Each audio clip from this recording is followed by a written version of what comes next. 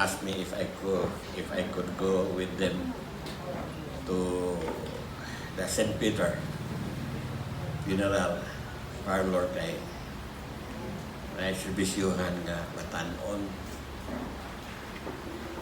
Kung nagutanan ko nga namang namatay, batanon pa man. Ningon, nag-suicide. Kaya nga naman, gibiyaag uyab. Actually, that was a broken-hearted thing. Okay? Wa siya na-overwhelmed sa siyang pagka-broken-hearted. Okay? Wa na tingali sila yung mahuna-anaan. Walang tingali ito yung solution na nakita. That's why she decided to take her own life. Babaya na bagod. Wapa na bagod. Okay. So, praise the Lord. Hallelujah. So, kamo, mabiyaan mo ko yabay po mong paginito. Anyway, brokenness is not limited to that type of issues. Okay? Dagang klase nga brokenness nga maabot sa kinabuhi sa tao. Okay? So, the Bible said in Matthew chapter 5, okay, verse 4, happy are those who mourn, for they will be comforted. Okay? Mourn. Ano sa may Bisayag? Mourn. Nagbangotan. Okay? Dato ba? Kung nagbangotan ng sa katawo, unsa ni siya? Nga naman nag-uol. Ha? Gibiyago yab. It could be gibiyago yab. Or it could be namatsyan siya sa iyang pamilya. Muna nagbangutan siya. Okay? But ang saad sa Ginoo is, with this type of people, they will be comforted. Nakadang word comfort, di ka na sa Old English word na fortinos. And it means with strength. Okay? So, dili lamang ka nga iyang ihumpayo ng imong kasubo, iya po kang tagaan o bagong kusog sa imong kinabuhi. So, tingnan dire, life is full of unexpected hurdle. But how you respond to these challenges that truly defines you. Okay. So, ang problema sa kinabuhi, given na siya. Magwapa magkagmamaod, tambok pa kag maniwa, mapobre magkag madato. Naarag yung problema. Wapa kas bukid ka puyo, o napa kas syudad ka puyo, naarag yapoy problema because problem in life is part na grasya. Dili na wala. So, it's how you handle problem that will define you. Okay? So, naragin mga tao nga dili sila makahandle sa problema properly. That's why ma-overwhelm sila, then ma-discourage. Then as they continue to be discouraged, it will go down into despair, depression. Okay. Bagig anxiety, depression. Okay. O dili na siya maagapan, may akong problema. Okay. So, we don't like problems. Kasi may ganang problema. Ha? Ako. As long as you know how to Di mo respond. ganang problema? Ako. But you know how to respond. Bigsaon paminaw mo, ha? 90% of all inventions Ayan. in the world Because of problem. are all result of problems. Ganun, nag-invento man sila ini, kaya na problema din eh. So they have to invent something to solve this problem. Diba? So kung may problema, naapatas Stone Age ron na nagbahag pata. Oo. Ano? Kaya may problema. Problems sometimes will bring you into a higher level or higher dimension sa kinabuhi as you respond to the problem properly. So dili ka, actually, ang problema, unknowingly, mo kaana nimo murag mo promote na nimo something higher in life if you know how to handle problem. If not, magpabilin ka des Problema. imong Stone Age. Okay? So you could just imagine ug walay mga invention. Okay? Nagsimba taron, nagbahag pa mo. Wala may shampoo yung buhok, murag alambre. Wala lipstick. Uling lang. Okay. So, problem per se is not at all bad. Okay. What is bad is this. Sometimes, problem or sometimes bad thing happen to good people. And good thing happen To bad people. to bad people. Ha? Dili ba na tinood? Tinood na. Kung ito'y reklamo ni Asap, katong song leader ni David, naglantaw si Asap sa mga wicked. Nang dato naman noon. Sila nga mga Diyos nun, pobre. So wala agwanta si Asap, he went into worship and went into the presence of God and iyang gi-pour out ang tanan niyang kagool nga naman ni Lord. Kabi na noong mga butan mo, nagkalisod ka mga sungayan mo, oy. Mga dato. Yun anak si Asap sa una. And then, ningon ang Biblia, he understood after nga, nakasinati siya sa presensya sa Ginoo, o sa exulti sa Ginoo sa iyang tupangan. Okay. Na ay mga pahitabo sa kinabuhi na dili ta kasabot. Okay. Just like what happened few days ago, katong linog dito sa Bugo. Okay. Isa ko'y magdahong nga o anay, mawad-an ng mga membros pamilya itong panahon na. Okay. Bila ka pong patay tanan, 100 plus. More than 100. Bila ka pong injured, daghan. Bila ka pong nawadag trabaho, daghan kay ilang mga opisina, ilang mga building ng daot. Okay? So, many suffered. Okay? And sometimes makaingon ka, nga naman yung gitugutan sa Ginoo nga, mahitabo. Now, as I said, how you handle your problem, how you respond to your problem will define You. you. Last ka sa tali atong Mabinay, Martis. Martes. Oh. Yeah. That was, nag-speak ko sa Mabinay sa ilang spiritual enrichment. And the topic that they gave me was turning challenges into opportunities. So, still talking about problems. Okay? So, I told them, ingon ini nga tema, na ay term nga gigamit ini sa modern language. Kanang term nga, flipping the chart. Okay? Sa may flip, palihon or paklion the chart, meaning, flipping the chart simply means change your mindset. Okay? Sometimes when you are facing problem, you need to change your mindset. Look for something good behind the problem, not only the bad thing. Okay? Matod pa ni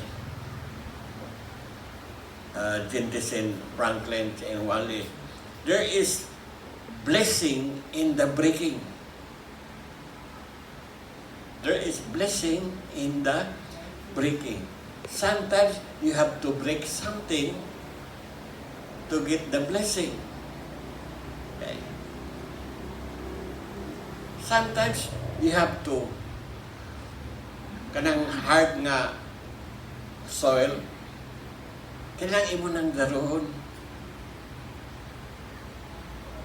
para matamnan. Sometimes the rain cloud has to be broken para Tubig. uulan. Sometimes, ang mga grapes has to be broken, so you will have grape Wine. juice. Why? Olive are to be broken. Hard pressed. It has to be hard pressed to produce Oil. olive oil. So there is blessing in the breaking. Really? If you feel that God is breaking you right now, look for that blessing. There must be a blessing why God is doing this. Okay? Ayaw lang hilak. Ayaw nagdabu-dabu. Ayaw nagdaw. Okay? Because that is part of life. Okay?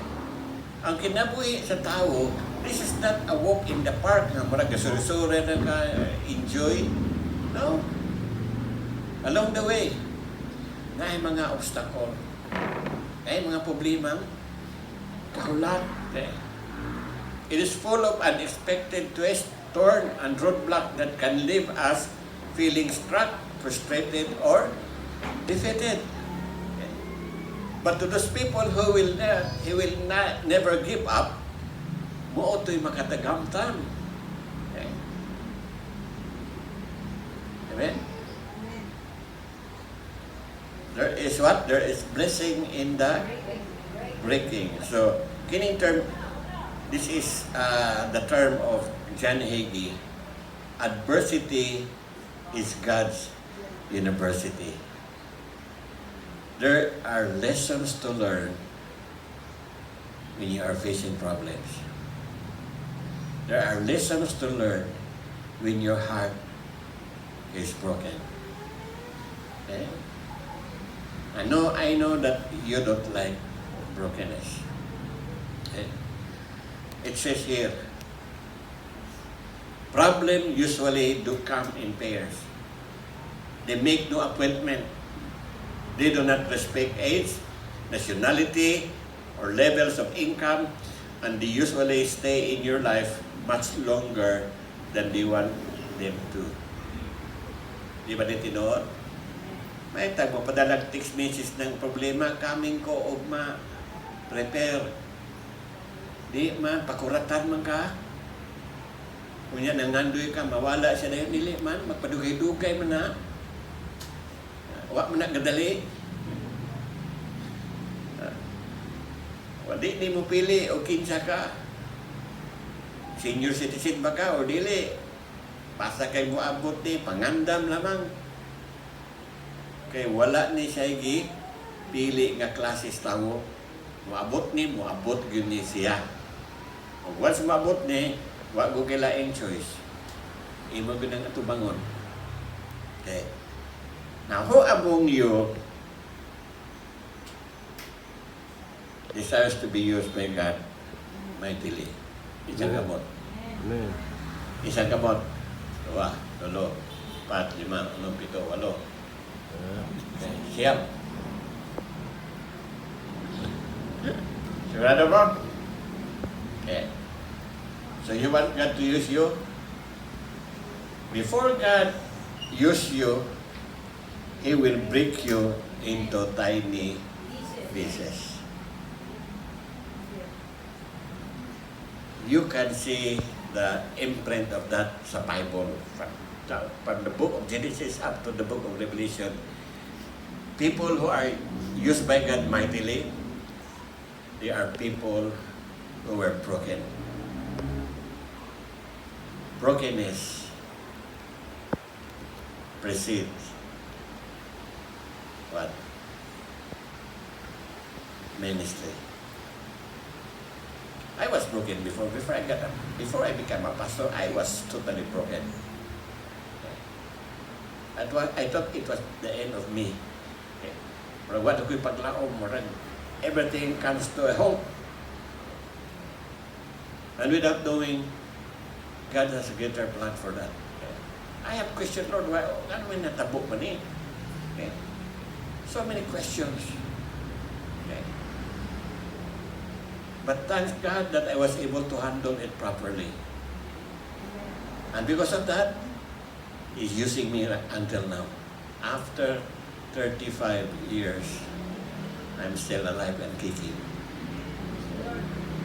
So if you want to be used by God mightily, prepare to be broken. Dili ba kakapili kung saan niya pag-break din mo.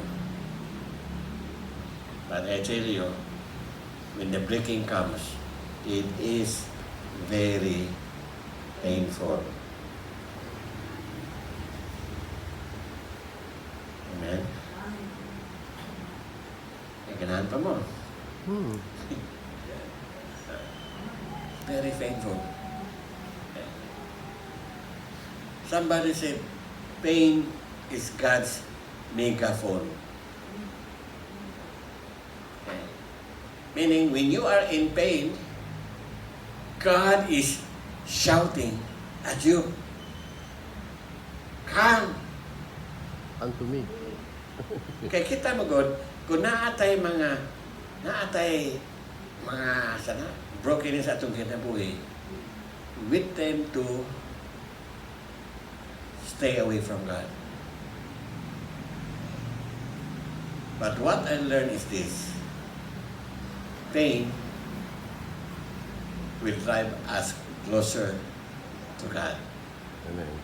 not away from God. But nalagay yung mga tao na they stay away from God because they don't understand what is happening to them. Okay? So, who among you wants to experience the comfort of God? Okay. Who among you? Hindi lang nasa tubangan na. Okay. We want comfort. Okay? Especially from the Lord. Okay? So, if you are a person who has been broken-hearted, until now, probably some of you are broken-hearted, wa pa ka move on, o wa pa ka over kada. Welcome. Okay? So, listen to this. Okay? If you want God, if you want to experience the comfort of God in the midst of your brokenness, remember this. Realize that God is with you. Panahon sa imong kasakit, panahon sa imong kaguol, panahon sa imong problema, naara ng Ginoo uban nimo. Okay? Yung dali, when we are hurting, we forget where God is. Nga naman, ni-focus man kasi imong self. Ang imong gilantaw, imo na mo gilingon. Ano kung nakaingon ini? Ano kung nagkasakit? Ano kung gibiya sa uyab o gibiya sa kumpana? Ano kung nagkaproblema sa akong kinabi? Ano man naputo ni akong negosyo? You tend to become self-focused. What matters to you is your pain. We think He seems distant or that He doesn't care. But ano bang naganikad akong problema? Paminaw ni mo murag gitaligdan ka sa Ginoo. Paminaw ni mo murag wa na siya nagtagad nimo. Imo ra nang paminaw. Kini na mo igisulti sa Biblia. Okay. When you are in pain, when you are broken, or even at the state of being overwhelmed by your brokenness, remember this. God is not distant. He is so close to you. Okay? Look at this. Psalm 34:18. The Lord is close to the brokenhearted and save those who are crushed in spirit. So, sa sulti sa versikulo, the Lord is close to whom? To those who are broken-hearted. So, make sure kung atubang mo dakong problema ron, or you are struggling with some problem for the past months or weeks, wa pagyapon ka kalingkawas, and you feel that you are being abandoned by God, okay? That is not true. Because the Word of God says He is close to those who are broken-hearted. And yung pagod rin, save those who are crushed in spirit. Okay. Itong gidugmok na yung imong spirito ba, nga marag duwad, ano ko kag paglaom. nga kung dili mo boto ng Ginoo, wa na ko kay laing patulungan kung dili kaparutan. So God is with you in your pain. Remember the promises of God in the book of Deuteronomy and in the book of Hebrews. Ningon dali, I will never leave you nor forsake you. Okay? Never, ang i-check ang word never in Hebrew and in Greek. The word never means never. Pareho na itong word nothing. In Hebrew, it's still nothing. When God said He will never leave you nor forsake you, it means never. Tingali kita mo palayo, dili ang Ginoo. Nalimuta ka naman. Ang atong focus na bali, instead ka atong i-fix atong focus diyan sa Ginoo, tungod sa atong mga kasakit, ang atong focus na nasa atong kaugalingon. Because probably you feel that you don't deserve that pain. And because you feel that you don't deserve that pain, what happened? You begin to Worry. blame others, and worse, you can even blame God. Okay? So, don't ever think that gibiyaan ang Ginoo. Okay? So there are 3 things that I want you to remember when you are in pain.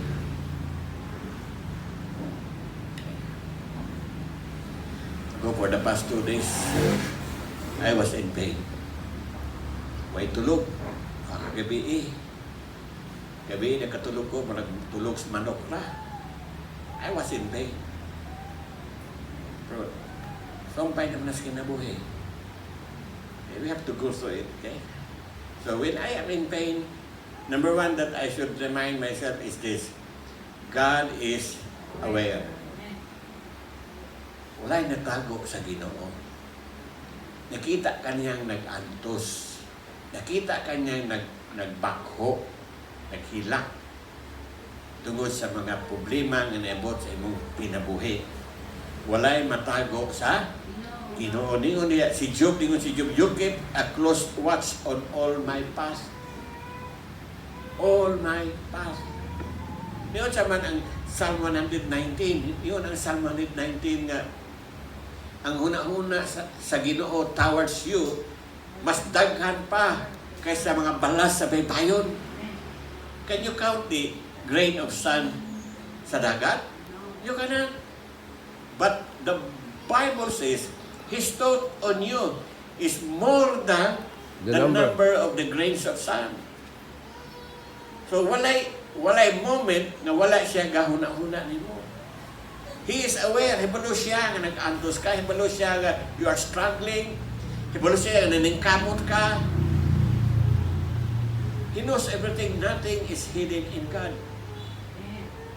Because even in darkness, hayal kaya po na sa Ginoo. So the Bible says, your very tears, every tears you cried, is numbered. In fact, in the book of Revelation, it says that the prayer of the saint gisulod sa botilya sa Ginoo. Ang inyong mga luha nga nagatagak niya sa salong tungod sa mga problema, itaguan na sa botilya ngadto sa langit. And God knows every drop, every tears that drop on the floor, wa na makaiskapo sa iyang pananahon. He knows the pain, He knows the struggle. Okay. So, remember that He is aware. Not only that He is aware, He cares for you. Okay. The Lord is good, a refuge in time of trouble. He cares for those who trust in Him. Okay.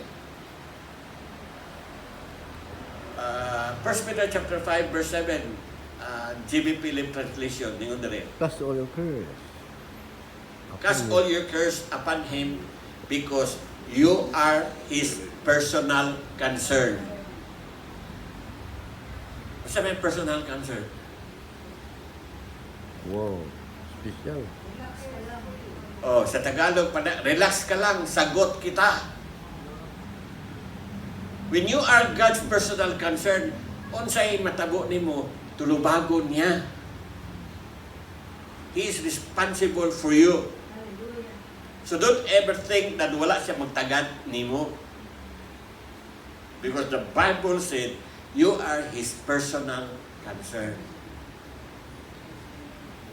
Our God is a compassionate God. And your pain matters to Him. Wala malipay ng Ginoong galantaw ni mong kasi kaghilak niya. God wants to help you out. Wala mang galantaw siya, wala mang ganahan siyang mo care di mo. Ganahan gud siya nga matabangan gud ka. Muningon diha ang Hebrews 4:16, let us approach God with confidence so we may receive mercy and find grace to help us in our time of need. Dili na ka kinahanglan appointment para moadto ka sa trono sa Ginoo. You can go there anytime. God not only offer us awareness, He offer us assistance. Kita, usahay, dahil mo na ito, bro. Tabangi ko, bro, kaya na ako na ang problema. Kasi ito tubag. Yan po na ikaw, bro. Yan ka na pong, kaya na pong upan mo yung yan po na ikaw, bro. Bro, wag good kaya po. Dino na, dili.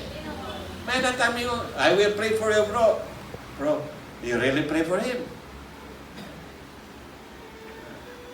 Here, the scripture told us that we have to go into the throne of grace, not the throne of judgment, but throne of grace. And it's there that we can find mercy and grace na makatama na to in times of need. So, muna itong buhaton. So, sa itong una, number 1, realize that God is with you. Okay? So number 2, you have to release the heart. Okay? Imong i-release ng imong kasakit. Okay? Let it go. Ano title ni kanta? Let it go. The Frozen. The Frozen ba to? Title that. The Frozen. Let it go. Okay. Daghang Krista dili mo let go sa ilang kasakit, ilang awiran. Sig dala-dala. Let it go. How? You must stop focusing on what is lost and start focusing on unsay na bilin. Okay. Katong nawala sa dilamang, importante ka nang nabilin. I had a friend. Down kayo siya. Kaya ang iyang misis sa'yo gikuha sa Ginoo. Di niya sa ganahan manambaho. Muna ganahan niya, sirap puyos kwarto. So I told him, bro, focus ang sa nabilin. Ang nawala, wala na. Focus sa imong mga anak na nahibilin. Ayaw sige focus sa diagi. Kaya ang nahibilin right now is more important than your past. Ko ba ninyo? And that is a choice. Letting go is a choice.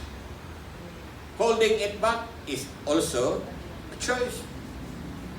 So your past can't hurt you unless you let them. Ang imo nangagi, dito sila makasakit nimo kung dili di mo tugutan. Pero kung masira kag review, kada review gihilak ka, it will destroy you ultimately.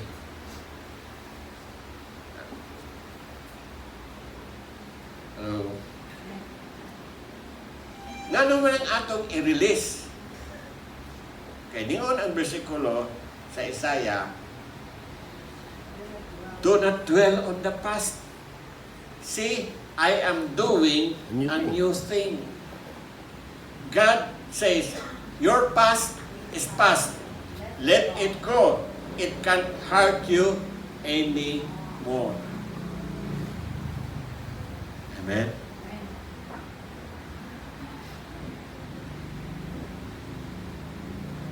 So, what can you do with your brokenness? O kanang imong kasakit? Okay. Kung sa may imong gihib, ang imong buhaton. Number one, don't repress it. Okay? If you pretend it doesn't exist and hold it in, that is unhealthy. Go. Ikaduha, don't rehearse it. Okay. Some people torture themselves by thinking about it over and over and over again. Murag sirang plaka, balik-balikan tong nangagi. Ala. Ya siya, wa siya kabantay kasi bunog na kaniya kasing-kasing, kay siging nga balik-balik. God says, don't dwell on the past. Don't let it consume your thoughts. Nga naman ang uban maabot sa depression because they keep on thinking. Buti. Okay. Rehearse it. Then ikatulod, don't resent it. Okay? When somebody has hurt us, when the pain is caused by somebody else, we fantasize about how we can get back at that person. Mubalos good ka. Ayaw balos. Anya kay kadaghanan na to ganahan man gyud mubalos. Yan usa. Magkabalos ko kada pastor, mahimo lang ako ko ng huktan. Ako isulod sa sako. Ako bubuang ko sa gantang pulang maligas. Sa sulod sa sako. Ko kagrabe mo sa imo kasako. Torture na mauni. Kung ako tawo nga dunay resentment, mura ko ni kuha og daghang baga sa dapog ug ako gikuitan ug nangandoy ko nga katong akong kontra mo ay mapasok. That is resentment. Resentment will eat you slowly. In fact, the book of Proverbs says that it will eat your bone. Unang magka-cancer mo. Basta nag-cancer din, mababot na bukog. Forgiveness. So, nang stage 4, di ba, bukog na ng tirada, anak. It will destroy you from the inside. Nangandoy ka nga, mundo'y matabo niya. In fact, muna'y matabo ni mo, kaya ikaw gakumkum sa baga. So, resentment eat you up. Ut-ut na ni mo. It will kill, it kills you inside. It is like a cancer. It eats you alive and destroy us. Said, He will repay those who deserve it. Ang problema na to sa mga Christian, we wanted to act like God. Kita mo yung balos. Diba? So, judging others is actually acting like God. So don't try to be God. That is out of your calling. Leave it to Him because I believe He can do better things than you. Ingon rin ang Psalm 10 verse 14. But you, O God, do see the heart and the grief and the pain, and you will call that person into judgment and avenge the helpless and the victim. So Ginoo na mahibalo sa niya pagbalos. Dili kay yung kang Lord basog malisgrasya na. Kani naging tao nga. Oto? Samon mo ka. Siga ng imong matas kag uot. Dayong galakaw ka dito sa syudad, kaon na kag bananakyo. Paglantaw ni mo tuwa siya mahalong restaurant, gakaw steak. Kisa may alkansi, ikaw.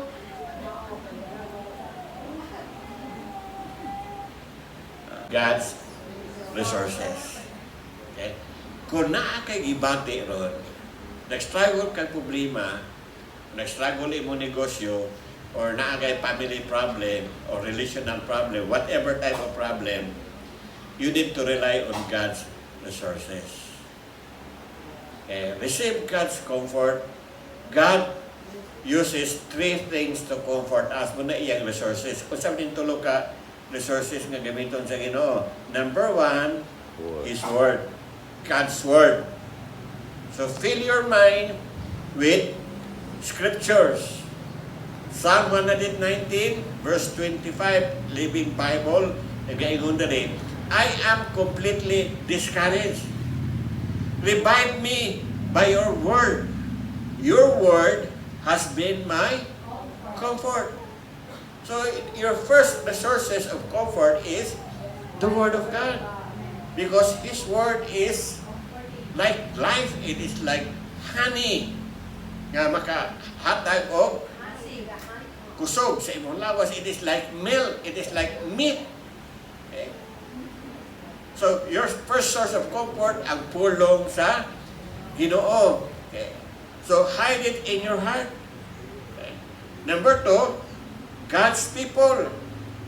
We need each other. Okay? We were not made to be isolated from each other. If you don't have any family, we are your family. This church is God's family. So do not distance yourself from other Christians. Because one of the function of the church is not only that we will gather together for worship and for fellowship, but likewise to encourage one another, to build up one another, to inspire each other. O wala ka church, nag-inusara na ka, luoy kayo ka. Muna ningon ang Hebrews 10, do not despise the gathering together. So ayaw sabi siyang despise, ayaw sa likway. Ang pag-gather together kay maayo na. Ningon ang Biblia. Para sa matag usa, we are to encourage one another. Ningon ang Corinthians chapter 1 verse 3 and 4. The God of all comfort us in all our trouble, so that we can comfort others with the comfort we ourselves have received from God. So ningon diri ha, we can comfort others with the comfort that we ourselves have received from God. Each one of us are the hands of God. Kita ang kamot sa Diyos. I remember a story in Second World War. Pagka-perde nila ni Hitler, mga American soldiers nagsuri dito sa Berlin, and kita silang usag ka statua nga kanang statua sa karabang Ginoo inagihimo si Jesus.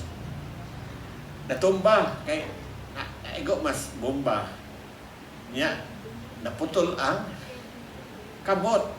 Naputol ang kamot. So ilangi patindog ang atong statua nga simento. Pero wala na yung kamot. Niya niyon tong usa na usaon naman nato ning awa naman yung kamot. Niyon tong usa ka sundalo nga Christian. No, we are the hands of God in this earth. Which is true. Kita ang mga kamot sa Ginoo nining kalibutan. And using His hand speaks of help, support, encouragement, giving hope. So, muna atong buhaton, we need to encourage one another. So, ikatulo, God's Spirit is our comfort. Okay? Muna ningon si Jesus, John 16, but the fact of the matter is that it is best for you that I go away. For if I don't, the Comforter won't come. If I do, He will. For I will send Him to you. So, ningos Ginoong Hesus, mas maayo pa nga mubiya ko para ang Comforter, who is the Holy Spirit, will come to you. So, imo nakita that even Jesus, nakita ni Jesus ang importance sa Holy Spirit. Ganingon siya, mas maayo pa nga adto na lang ko para ang Comforter mo anhi. Kaya mo na pa niyo Jesus because you need Him most. The Holy Spirit is not only given to make us religious, no? He is here not to make us wise, but He is here to strengthen us, to comfort us, to give us hope, to grow us into the image and likeness of His Son. Okay? So one of the jobs of the Holy Spirit is to comfort us. The Holy Spirit comes into your life not to make some kind of religious fanatics, but to comfort you and help you become what God wants you to become. Amen? So Romans 15:13, Philip translation. May the God of hope fill you with all joy, that by the power of the Holy Spirit, your whole life and outlook may be rich with hope. Okay. Why? Through the Holy Spirit. Ang imong kinabuhi, makabaton og maayong panglantaw o makabaton og paglaom. You know what? When you lose hope, you lose everything. So, ang tao ganing wala na paglaom, munang sa'yo mo resulta sa suicide. But as long as so will you allow the Holy Spirit to be your comforter? Or comforter na dili es. Zero ang gulang. Okay? Amen? So, if you are broken-hearted, just be intimate with the Holy Spirit. He will comfort you. Don't ever think na gibiyaan ka sa Ginoo. No, He is close to you. Just like Joseph. Wag yun, dibiya ang Ginoo ni Joseph. Even though he was in the house of Potiphar, dito siya sa presuhan, the Bible keep repeating the term, God was with him. Tingali, di lang takabantay ang Ginoo nagauban nato tungod kay naka-focus kay tas atong mga problema. Naka-focus tas atong pain. Amen? Pain will bring you closer to God. People who are right now facing brokenness or facing problems in life, that they feel, Lord, that this problem is about to overwhelm them. God, I thank you that you will remind them, Lord, that you are close, so close with them, Father God, and you will never allow this problem to overwhelm them. You are there, God, to save them, to comfort them, to strengthen them, Father God, and give them wisdom on how to handle and overcome this problem. Lord, I know that there are blessings in the breaking. Lord, to those people who are facing problems in life, God, open their eyes to the blessing behind it, Lord God. Because, Lord, in every breaking, there are blessings behind. So, Lord, I thank you that this blessing will allow them to refocus their eyes on you, Father God, the author and the perfecter of our faith. So, Lord, in the name of Jesus, strengthen every one of us in times of brokenness. You are our strength, and you are our hope, Father God. And your Holy Spirit is our source of comfort. Lord, I pray that you will bless each one of us and hide those words in our hearts, that we may be able to live it out, Father God, make us stronger as we face problems and trials in this life. Salamat Ginoo. May your name be glorified in our midst. In Jesus' name we pray. Amen. Sunday is Easter Day.